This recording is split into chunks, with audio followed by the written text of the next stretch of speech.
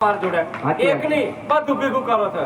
એમ રાવણ હોશિયાર હતો એટલે એનું પરાજય ના થાય, એનું મૃત્યુ ના થાય, એટલે બધે બાજુથી એને નક્કી કરી લીધું કે હવે કોઈના બાપની તાકાત નહીં. પણ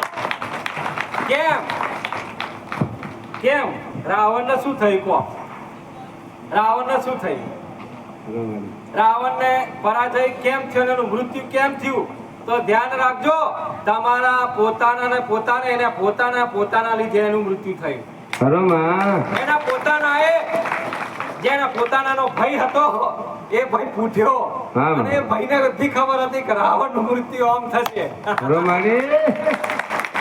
બરાબર? એટલે રાવણ તો ક્યારે મરવાનો નતો, પણ એના પોતાના લીધે એને પોતાના લીધે એનું મૃત્યુ થયું, એના પોતાને એને નડ્યા.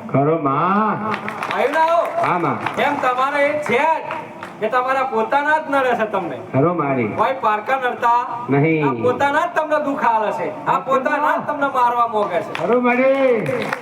મારવાળા થઈ ગઈ.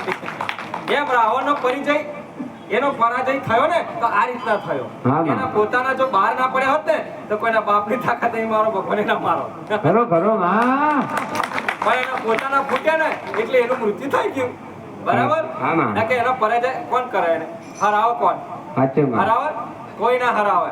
પણ એને રાવણ ને પોતાના ભાઈએ સાથ છોડ્યો ને તાને એનું મૃત્યુ એનું નિશ્ચિત થયું, તાને એવો મળ્યો.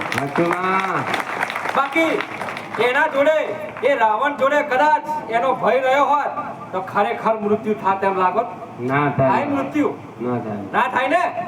એમ તમારે ધ્યાન રાખજો, તમારી બાજુમાંથી કોઈ ખાઈ ના જાય ને કે તમારું મૃત્યુ નિશ્ચિત. એટલે ભાઈ, ખરેખર ભાઈને તો સાથ હાલવો જોઈએ. પણ એ તો જો કે લેખા ચોખા હતા, ભગવાનના વરદાન એવા હતા કે કોકને તો મારો ભગવાન એના મનમાં વસી ગયો, એના ભાઈના મનમાં. એટલે એના ભાઈ આ બાજુ આવી ગયા, પાટલી પક્ષ પલટો કરી નાખ્યો, એટલે એનું મૃત્યુ થઈ ગયું. બરાબર? પણ આ બાજુ તમારે પક્ષ પલટો ના થાય, થઈ ગયું, રેવા દો બધું. પણ અત્યારે તમારે ના થાય ધ્યાન રાખવું પડશે. બરાબર? કે ભાઈ ફૂટતો ને કોણ તો ને ભાઈ તો ને પછી ભાઈ જોડે દુશ્મની કરો તો જિંદગીમાં ઘરે ના ચાલે અને કશું ના ચાલે.